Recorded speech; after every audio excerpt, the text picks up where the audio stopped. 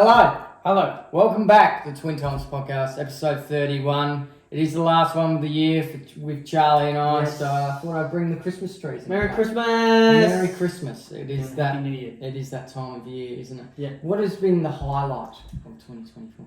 For me, Mm. I think going to that disability summit. Yeah. When was it? It was in November. Yeah. That whole couple of days or 3 days that we were there. Another highlight of mine was seeing the Coldplay concert. Yeah, that was So great. that I think that was I changed that. The Coldplay concert was really good. And Yeah. that weekend in general was really good too. Yeah, it was good. Like Yeah. seeing Coldplay, it was a year in the making. Yeah. Really. I booked tickets, I reckon, December of 2023. Yeah. And all came around in 2024. Yeah. So yeah, 12 months later, and we were at a core stadium, Sydney Olympic Park, with Kathy Freeman, the famous around. Yeah. Saw Coldplay play live. It was great and something I'll never forget Yeah. for sure. Yeah. That's definitely a highlight of mine. But Mm. I think the summit is definitely something I really enjoyed. Seeing everyone come together to help form and help inclusive filmmaking Yeah. and bring that together. I think that was awesome, and to be a part of that community as well was great. So that was definitely Even a the major night, highlight. even after the event, like going out. Yeah, getting shit faced on in Bondi. It was Yeah. great. It was good. It was very good. I enjoyed it, and 2025 is only going to be bigger and better, hopefully. So So let's hope. But let's talk about Hashim McAdam and our recent guest. yes. What did you think of that? I thought it was really good. Mm. I didn't think how it was going to play out. We hadn't had a photographer person on before.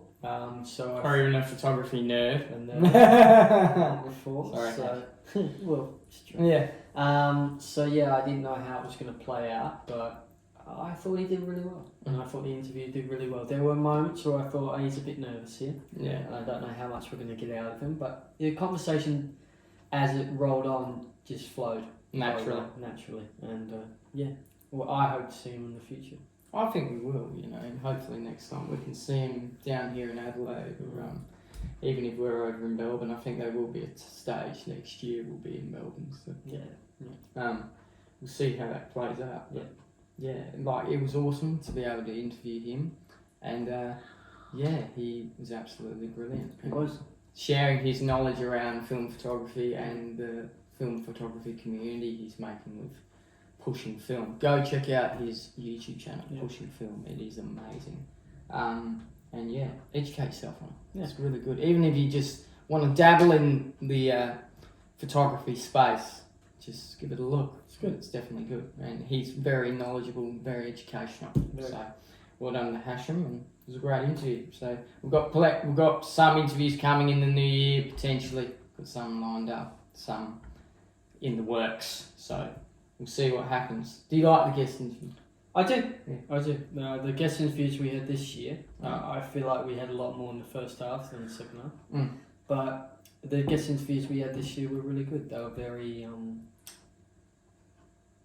diverse, I guess you could say, if you want to put that word in there. Mm. It was A range. Yeah, a range of people from different walks of life and different career paths and stuff. It wasn't just one particular area, which I like as well.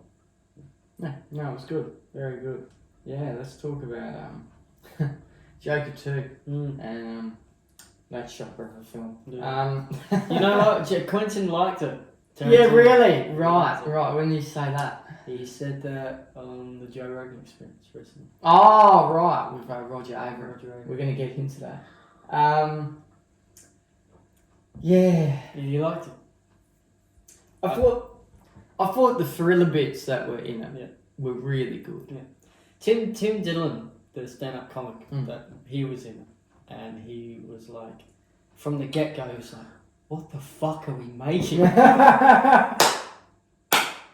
Like, this isn't gonna do well at all. Yeah, right. What the fuck are we making? Yeah, right. You know? Yeah. Whatever. Well, what did you like the thriller Look, bits? at I least? think the thriller bits were good. I thought that's The psycholo- that's the line. yeah. The psychological thriller bits. That is what we know as Joker to be. Mm. And that is the Joker we experienced in the first one with Mm. the Todd Phillips directing. Mm. Yeah. And that's what I thought it was going to be. And then it was a fucking musical. Now, don't get me wrong. The musical numbers and the dances, they were pretty good. Mm. No one can deny it. But you know, I don't think it suited the story. No. I don't think it did.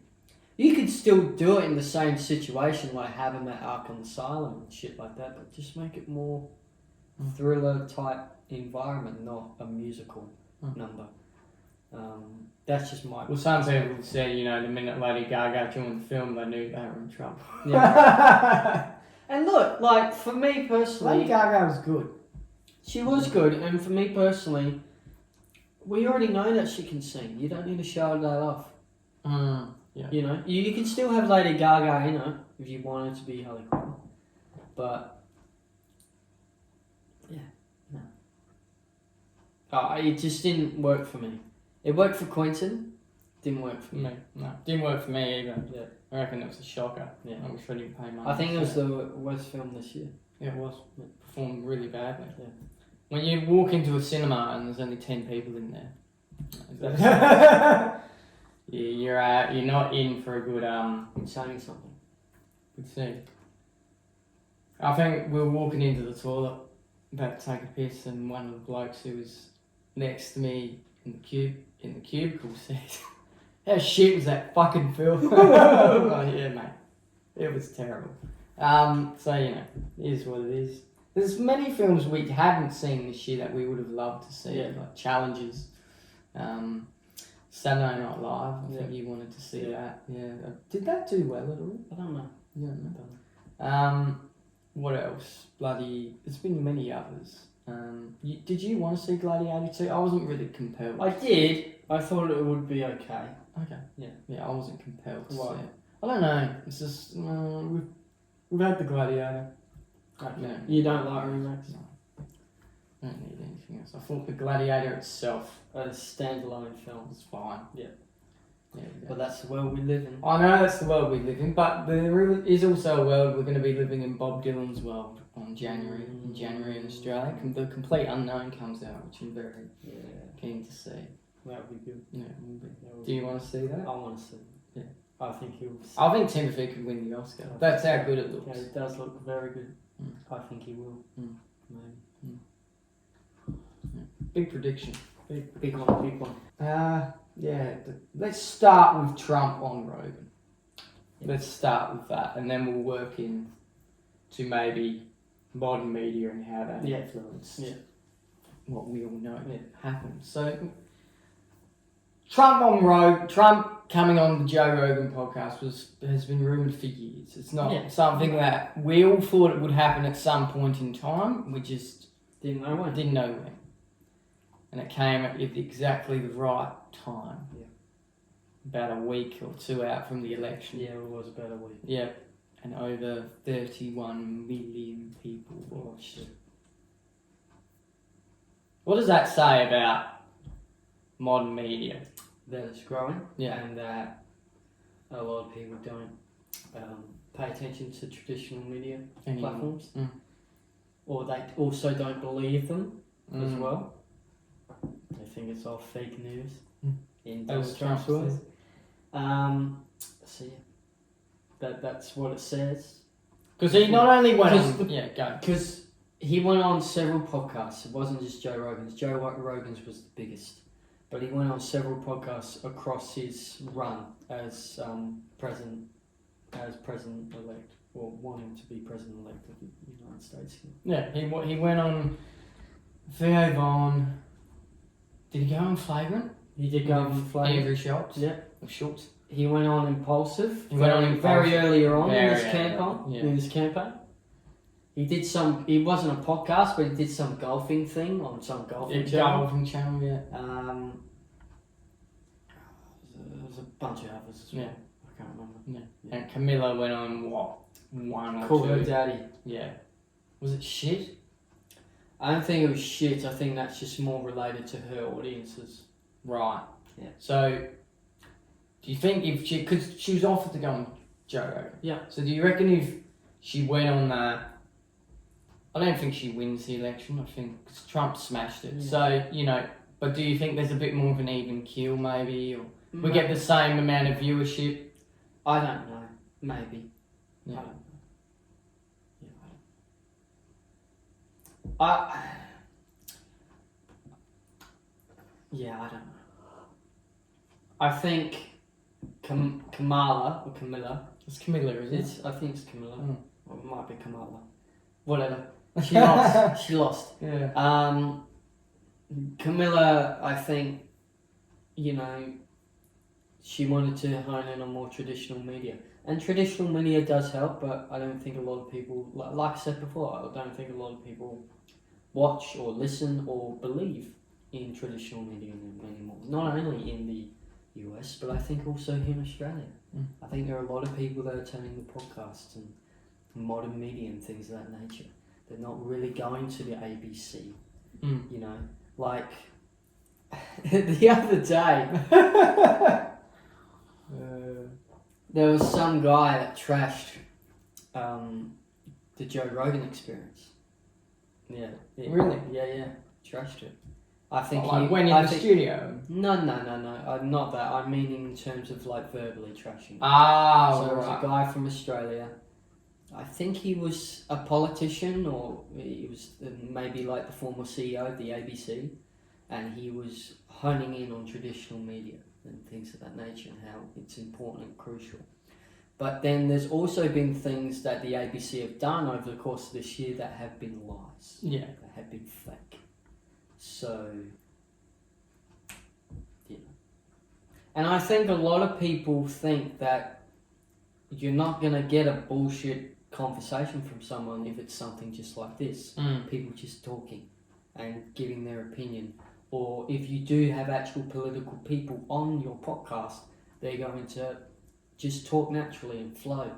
The biggest thing I'll give to Donald Trump is, sure, he rambles on quite a lot. Oh, yeah, he doesn't shut the fuck up, but he makes the conversation flow. He makes the conversation feel like is at ease and like this isn't fake. It's not a fake conversation. What the things that he's saying is real to him, and these are the things that he wants to fix. Now, will he do those things properly, and will those things be for good? Who knows? We're to find out. You got to find out. But that's the one thing I will say about Trump, is that he makes you feel at ease, makes you feel like that this isn't a bullshit conversation. Whether most politicians you hear, 90% of it could be true, and then there's 10% that's a sprinkle of bullshit just to keep you in the loop. I'm sure Anthony Albanese does it as the Prime Minister. 85% of what he says probably is true and fact, but there's probably like 15% in there where it's like, I'm going to sprinkle a little bit of bullshit on here just to make you feel happy and not make me answer any questions. It's interesting you say that, because there's a podcast I was watching recently, and it was just a clip. Do you know Mark Boris? No. He's like an entrepreneur, big famous entrepreneur in Australia. He ran Celebrity Apprentice here. Okay. Yeah. Oh, yeah. Really good in the real estate game. Yeah. He made a lot of money, I think.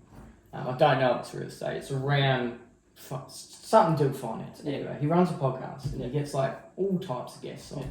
And recently he had someone to do with, I think it had something to do with and he was in the NRL as well, but he was also in politics. Yeah. I don't know his name. But he's had many chats with many prime ministers, and he spoke about the likes of Malcolm Turnbull and Scott Morrison and Anthony Albanese, our current leader. And he said that Malcolm Turnbull was an absolute prick and was really hard to deal with. And ScoMo was like one of the nicest gentlemen you could ever meet. Yeah. Considering the country for what he was an absolute prick. Yeah. So it's amazing the contrast there. But then he said, I think Albo's a really good bloke, but he's not made to be a leader. Right. That was his opinion. He thinks they do 4 years here, right? Everyone does 4 years, yeah.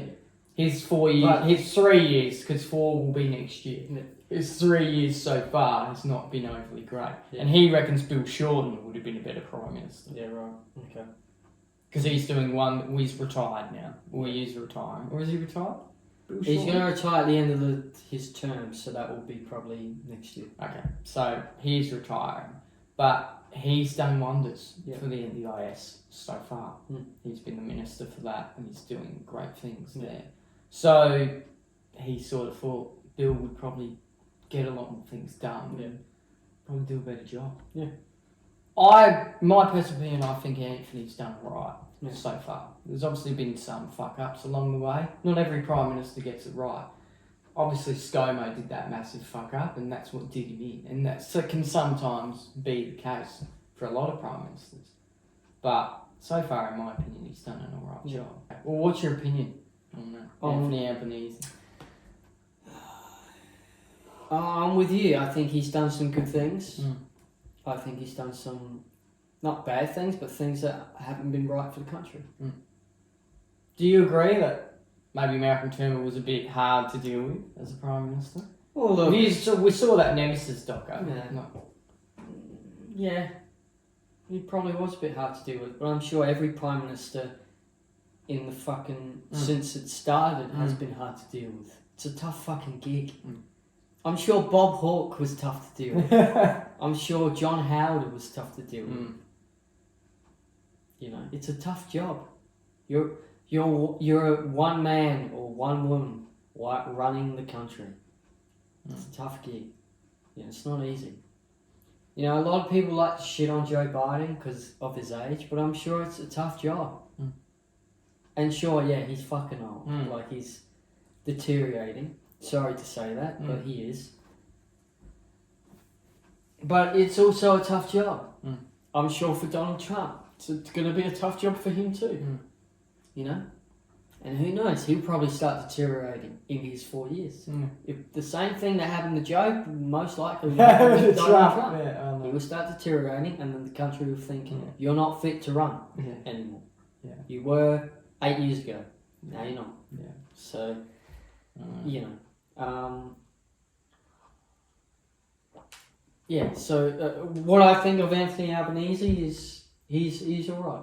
He's done some good things, but he's also done some things that haven't been good. You know, and some things that he thought were going to be good for the country didn't end up turning out. A big thing of that was the yes vote. The yes vote. Yeah, that was massive. The voice to Parliament. Indigenous. The Indigenous voice to Parliament.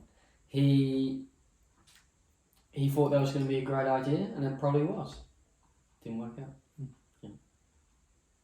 And at the end, I don't know, maybe that's cost him. We'll find out next year. We'll go to the polls next year. Yeah. Just don't know if we want Voldemort in. He does look like Voldemort. Yeah. A lot of people. Malcolm said, "I would hate." He said this in the Nemesis doco, and I quote: I would hate if Peter Dutton became Prime Minister. He would ruin this country." That's what he said. So who knows? Who knows? Enough about our politics, though. Let's talk about the US election now and how that all unfolded. And you know, I was shocked as the votes were coming in. Oh fuck! Like he was smashing it. Smashing it. I was like, oh my god. Were you watching it live when you were at work? No, I wasn't watching. Oh, you weren't? Okay. But yeah, I wasn't watching it live. But I kind of thought to myself, I'm not shocked. Not surprised. She only had 100 days. That's right. And do you think she campaigned well? I think she not only didn't campaign well, but I think they were doomed from the get-go. Right. Because I think the Democrats across their 4 years haven't done a great job. They even did shit about, like, closing the border is all Trump fucking talked about during his campaign. Yeah. They started doing that, 6 months before the election? You had 4 years to do that shit. Yeah. That's saying something, you know? So, yeah, I just think it was doomed from the get-go. You know? Doomed from the get-go. I hated his speech. Oh yeah, his speech was like a footy pump-up speech. It was a footy pump-up speech. That's what it was. It was fucking atrocious. It was atrocious. Dana White spoke as well. Dana White did speak. So did no Elon. Elon didn't speak, but Elon's now got a job, and He's got a job. What in do his they cabinet. call it? The cabinet, or what do they call it there? Like, you know how we have our ministers and their. I think they their call it the party's House. cabinet. The House. I think. Okay. The House of Representatives. Yeah, that's it. Is it? Yeah, that's Okay. it. That's Yeah. it. House of Representatives. Yeah, well, Elon's got a job somewhere. Yeah. Fuck. He's going to be sending those rockets up. It's just, yeah, it's gonna. Are you scared to see what 2025 is gonna be like now? Look, what I just hope for in terms for Trump, I just hope what he does, he does it for his own country, and he does what's best for the country and what he believes is best. And I hope, and I like to think that that's all a positive thing and not negative. I like to think it's optimistic. I'm an optimist. Optimist. So, you know, I like to think he'll do some good things. Who knows? Wait. All I will say is that I think he will change a lot of things up. That's all. Oh yeah, he's already going to pardon himself and That's right. pardon everyone Yeah, who stormed on January 6th. You know, that's inevitable. That was going to happen. I don't, you know, I just thought, yeah, well, that's going to happen. Well, let's What's your prediction? What's your weather forecast for Donald Trump's 4 years? Oh, And this is the thing. cloudy with a chance of shit. Yeah. That's what I think. Yeah. At this stage, he can only do 4 more years. That's right. He can only do 4 more years. And then someone else goes. That's Tries. right. That's right. So we'll just wait and see. But yeah, I don't. We'll see. You know what I'll say. He's going to make politics entertaining again. Yeah, it'll be great for stand-up comedy. Comics. That's right. Be great for Great for stand-up stand-up comedy. So Bill Burr was like, he's coming back. He's coming back. It's going to be good for comedy. Going to be good. Oh god, licking his lips. Yeah. That's all he likes, because that's, you know, it's his love. It's Yeah, his joy. it is. Comedy. It is. Yeah. It's going to be good for comedy. Oh god. Cricket. How good has cricket been? How good Cricket. is Test cricket? It is Now now. let's talk about this. Michael Vaughan has offered. Vaughan. Yeah, you know Michael Vaughan. Yeah, the England cricketer. Yeah, Or former cricketer. England cap. Former England cap. Cricketer. Yeah. He Where's reckons. Freddie Flintoff? What? Freddie Flintoff. Freddie Flintoff? I don't know. You should join the cricket. He should. That's a thing for Fox Sports. Get onto that. He reckons it should be a 4-day format now, not a 5-day. Yeah. But then you look at what's happened in Brisbane just recently, and that whole Yeah, rain delay. That's just, you know, the gods. Yeah. You know, that's got nothing to do with the actual play itself. Because you look at most of the Test cricket games this summer. Yeah. Most of them have ended in a few days. Yeah. So. I mean, like, yeah, I guess you could say you could put it at 4 days, but hasn't that been a debate for years, and they've still kept it the No, same? I've only seen it come up recently. I think that's been a debate for years to Okay. try and have it 4 days or try and have it shorter. And a lot of people have gone, no, keep it at 5 days. Because keeping it at 5 days, sure, it allows for stuff like when you have a rain delay or some shit like that. But it also allows if, like, let's say your team is doing very well and they've been batting for, I don't know, 2 days straight, and then and then the opposite team bat for another 2 days straight, and then you go out on that last day and you do your last innings. You could do it like that, but that's not how it always works. But yeah, I'm open to it to being a 4-day format, but I think we should offer at least the 5-day in case of rain delay or something of that, and especially if you're in England. Oh, fucking hell. You know, it's constantly fucking... it's during summertime. Yeah, it's like, it's constantly mixed match weather there. Yeah. So, you know, that's what I would be staying open for, personally. I think it should be, but so far, the Test summer's been going alright. Yeah. Travis Head and Siraj had a bit of an encounter. I think that's good for the game. Yeah, definitely. I think it's good for the game. A little bit of sledging isn't bad. I think you tell him to fuck off or something. He said, "Oh, what happened? Fuck you, cunt." Yeah. Which, you know, he got fined. I think so did Siraj, but No, it's good for the game. It's good Let for the it game. be. yeah, let it be. Let You it know, be the Michael bench. Clark said once, get ready for a fucking broken arm. He did. Shane Warne said, "You want to grab some more people, buddy? Fuck you, mate." That's what he said. That's what he said. He said it was in a T20 game. T20. Yeah. Well, no, I can't. He was Shane. He was. Yeah. No, I think it's good for the game. It is good for the It's game. good for the game. A little bit of sledging. It's good for the game. I mean, a lot of people would say they're role models, and yeah, they are. But you know, frustration happens. We're all human. We are. That's You know, right. frustration happens. And It's all part of the human experience. Yeah, that's right. And it should be a part of the game.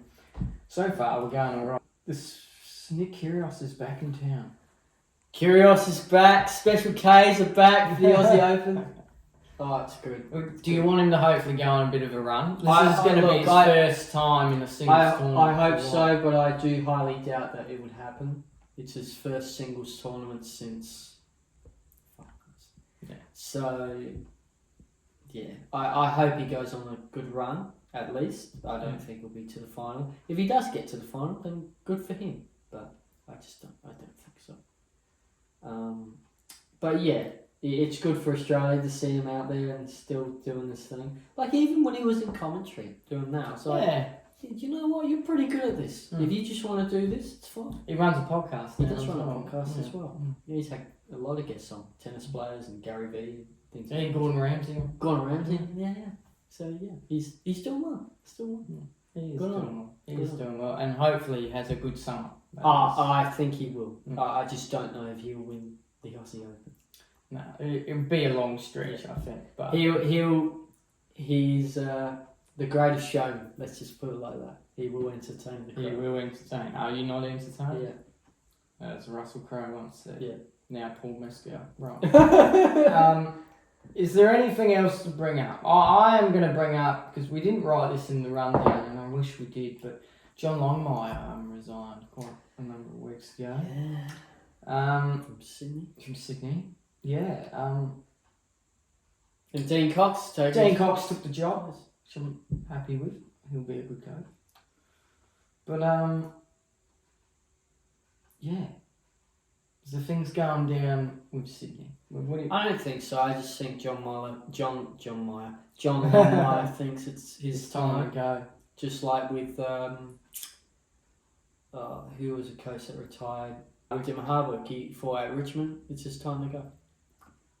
I think it's the same with John Longmire. But with John Longmire, I don't think he'll come back and coach.